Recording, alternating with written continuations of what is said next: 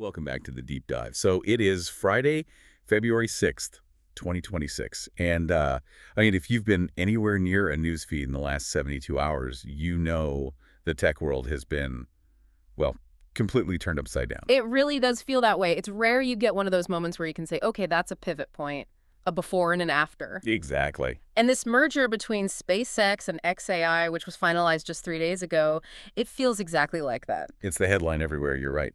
But, we don't just read the press releases here. We actually got our hands on the internal presentation deck that was circulating during the deal. Oh, this is the good stuff. Yeah.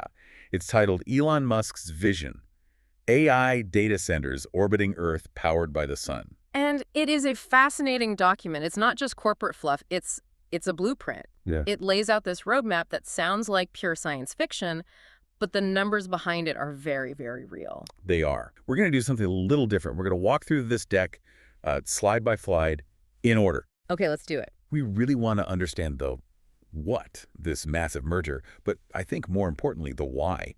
Why put AI in space? Why now? It's the ultimate convergence. All right, so for everyone watching, let's bring up the first slide. It's actually just a visual. These really slick renderings of data centers floating in orbit. So it's a very futuristic tone. But let's get to the meat of it. Slide 1. The headline is aggressive.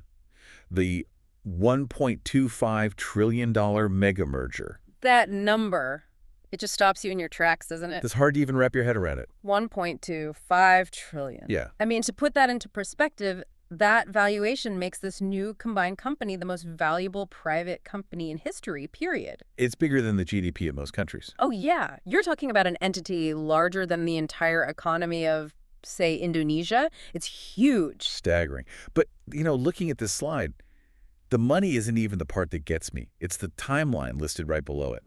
Okay, let me read this out. Point 1, January 30, 2026. Initial valuation completed. Point 2, February 2, 2026 deal announced. And point 3, February 3, 2026 deal finalized. We call that a lightning fast close. 3 days. Just 3 days. From here's what we're worth to... Yeah, it's unheard of. A merger, this big combining aerospace with, generative AI, that usually takes months, maybe even a year of due diligence, regulatory reviews. Right. Board fights, shareholder votes. All of it. The fact that this happened over a weekend tells us two things. One, it's absolute centralized control, no dissenting board. But two, and I think this is the real key, it signals extreme urgency. Urgency, you mean like they're running out of time? Or running out of resources. Right. You don't move this fast unless you feel a constraint. Think about it. If XAI and SpaceX are separate, there's friction. Contracts, transfer pricing, scheduling a launch, it's all red tape. So they have to get in line behind other SpaceX customers. Exactly. By merging, he removes all that friction. The rockets and the AI become part of the same organism. He can just deploy infrastructure immediately without negotiating with himself. He's bulldozing his own bureaucracy. Okay, that makes sense. And that brings us to the next slide, which is titled The Core Concept. And it asks the big question, why merge? The orbital data center dream. I like that name. It is catchy. So the slide lists 3 main arguments for this. Let's break them down. First one is unlimited solar power. It says 247 access to unfiltered sunlight eliminates terrestrial energy constraints. Right. So the problem on Earth is that solar power is intermittent. You have night, clouds, seasons. An AI training cluster needs constant gigawatt-level power. You can't have it dip. So on the ground, you need massive, expensive batteries. Correct. But in a specific dawn-dusk orbit, you're in perpetual sunlight. The satellite never enters Earth's shadow. You get constant, high-intensity, unfiltered energy. It's the most efficient solar farm you could possibly imagine. Okay, that checks out. You delete the battery cost. Yeah. Now, the second point, natural cooling. It says space's vacuum offers perfect passive cooling. Hold on, I need you to explain this one. My high school physics says a vacuum is an insulator, like a thermos. How do you cool a supercomputer with that? You're spot on. That's a great question and a common misconception. On Earth, we use fans' convection to blow hot air away. That obviously doesn't work in a vacuum. The server would just melt. Right, trapped in the thermos. But there's another way to move heat. Radiation. Everything radiates heat as infrared light. And deep space is incredibly cold, near absolute zero. So the trick, and you can see it in the slide's visuals, is to use these massive radiators. Think of them like giant dark wings. Okay. They absorb the heat from the computer and literally beam it out into the void as light. So instead of blowing air on it, you're shining the heat into the universe. Precisely. And this matters because cooling is the biggest operational cost for data centers on Earth. We're draining rivers to cool these things. In space, once you build a radiator, the cooling is free. The universe is your heat sink. That is a wild concept. Yeah. All right, third point on this slide is proven infrastructure. And it mentions Starship and Starlink Gen 3. This is the vertical integration part. If Google wants to put a data center in space, they have to buy a rocket from SpaceX. SpaceX just pays for the fuel, and they can piggyback on the existing Starlink laser network to beam the data down. So it's basically plug and play. They're just putting a supercomputer in a rocket they already own and connecting it to a Wi-Fi network they already own. It's an ecosystem. It removes all the variables. Okay, let's switch from hardware to software. Slide 3 is about the AI product, and of course it's Grok. The flagship. It's their entry into the chatbot assistant market. But the slide highlights real-time integration with X, formerly Twitter, as the killer feature. Why is that so important? It's always been their ace in the hole. Most LLMs have a training cutoff date. They don't know what happened 5 minutes ago. Grok has a direct pipe into what's happening right now globally. So it's more like a live news anchor than a static library. Exactly. It's dynamic. But look at that note at the bottom of the slide.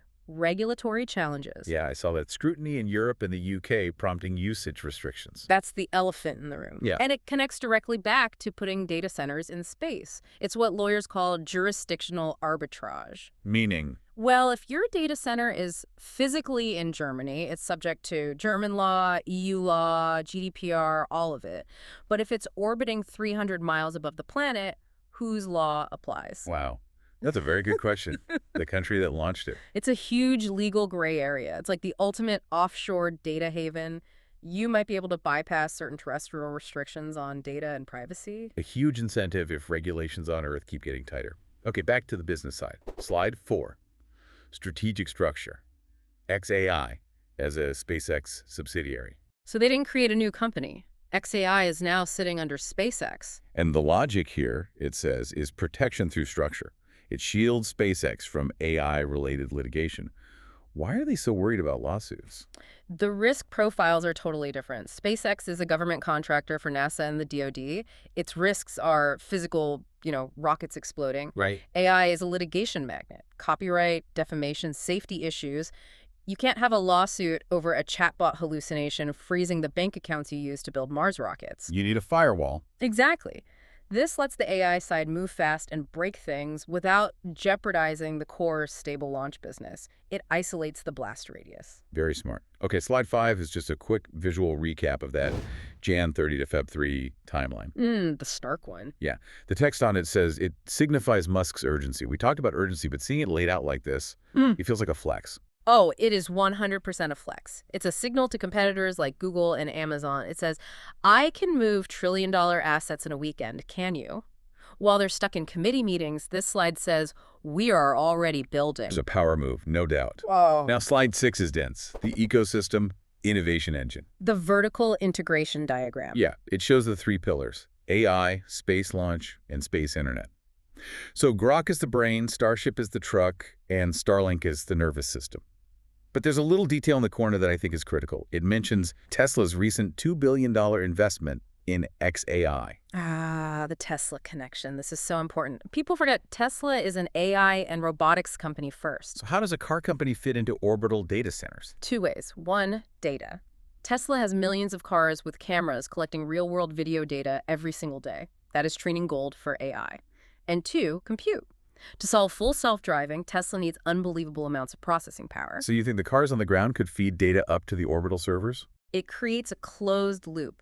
The cars collect data, the orbital supercomputer trains the next model, and beams the smarter software back down. And remember, Tesla is also an energy company. They understand power grids. This whole thing is a civilization infrastructure play. That is a bold claim. Let's play devil's advocate for a second. Slide 7 is strategic analysis, and it lists the challenges. And they are significant hurdles. The first is engineering complexity. It says maintaining orbital data centers is technically difficult. That feels like the understatement of the century. You can't just send a tech out to swap a failed server rack in orbit. Nope. No geek squad in space. So the hardware has to be incredibly redundant. You have to assume parts will fail and design the software to just route around them. And then there's radiation. Right. It's not on the slide, but it's a huge issue. High-energy particles flipping bits in memory. A nightmare problem to solve without adding too much weight for shielding. Okay, second challenge listed. Cost versus benefit. High launch costs versus energy savings. This is the bet they're making. They are betting that the price of electricity on Earth is going to skyrocket because of AI. They think the upfront cost of a launch will actually be cheaper than paying an electric bill for 10 years. That's a pretty grim prediction for energy on Earth. It is. It implies that land-based computing is about to hit a physical wall. And the third challenge. Intense competition. It lists Google, Amazon, OpenAI. Sure, they're all exploring it. But Amazon has to pay a company like Blue Origin to launch their satellites. They're a customer. SpaceX is the provider. They control the whole stack. That is a massive competitive advantage. True. The slide ends saying the rewards power, cooling, sovereignty could revolutionize the industry. It's a huge bet. If it works, they become untouchable. If it fails, it's very expensive Sphinx junk. Let's get to the last big idea. Slide 8. The future Musk envisions. This is the really big picture 2030s vision stuff. The scale is just mind-boggling. There's this massive scale. Millions of AI data centers orbiting Earth, not thousands, millions. Like a glittering belt of server farms around the planet. And the second point, the supercomputer. Interconnected network of laser-linked satellites. This is a key technical point. Light actually travels faster in the vacuum of space than it does through fiber optic cables on Earth. Wait, really? I thought the speed of light was constant. It slows down by about 30% when it goes through a medium like glass. So a signal sent through this laser network in space could actually have lower latency over long distances than a cable under the ocean. That's incredible. So it creates one giant distributed supercomputer that spans the globe. And acts as a single brain. That's why the slide says processing workloads beyond Earth limits. We're running out of power grids and water down here. He's saying, let's move the heavy industry off-world. It's redefining cloud computing to be literal. Exactly. Okay, we've reached the last slide, the conclusion. It calls this a historic convergence, a watershed moment. Yeah, it recaps the big numbers. 1.25 trillion. 3 days to close. And it ends with the line, a bold leap to the final frontier of AI. It really frames this as an evolutionary step. It's taking two separate fields and mashing them together to solve each other's bottlenecks. It's ambitious, it's incredibly risky, and it's undeniably huge. Okay, so we've walked through the whole deck. We've hit the valuation, the physics, the legal loopholes. But before we wrap, I want to leave our listeners with one final thought to chew on. Let's do it. We touched on this idea of sovereignty and the offshore data haven. But let's take it a step further. If this actually works, if the world's most powerful AI infrastructure is physically in orbit, separate from any nation's soil, who actually controls it? That is the ultimate question, isn't it? I mean, it's not just about cheaper AI. It's about who controls the flow of information for the entire planet. If the brain of the world is flying over international space, and it's controlled by a private company that doesn't answer to any one government, that fundamentally changes the power dynamic on Earth. It really does. The operator of that network becomes a kind of superpower in their own right. You can't exactly send the police to seize servers that are moving at 17,000 miles per hour. It's a shift from geopolitics to, I don't know, astropolitics. Well said. And it means the person who holds the launch codes literally holds the keys to the future of intelligence. Something to think about the next time you see those Starlink satellites go by. That brings us to the end of our deep dive. It's been a wild ride through this deck. Thanks for breaking it down with me. Always a pleasure. And to everyone watching and listening, thanks for tuning in. We'll be watching the skies. Until next time. See you then.